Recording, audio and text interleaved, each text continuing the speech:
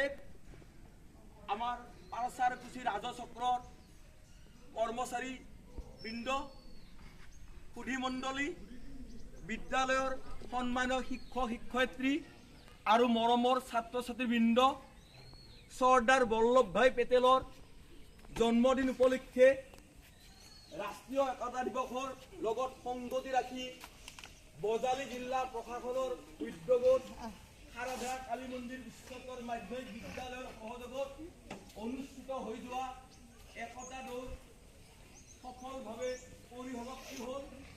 এই চেগতে আমি এই অনুষ্ঠানৰ লগত ওতঃপ্ৰোতযুক্ত বিষয়বৰ্গ, ছাত্ৰ ছাত্ৰী, শিক্ষক কৰ্মচাৰী আটাইৰে শলাগ লৈছোঁ, তেওঁলোকক ধন্যবাদ জ্ঞাপন কৰিছোঁ।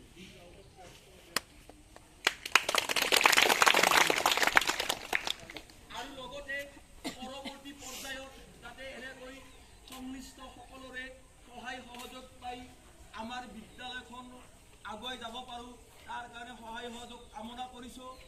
উল্লেখযোগ্য যে 2022 বৰ্ষত এই বিদ্যালয়খনে এই গুণোৎসৱ অসমৰ A গ্ৰেড পাবলৈ সক্ষম হৈছিল।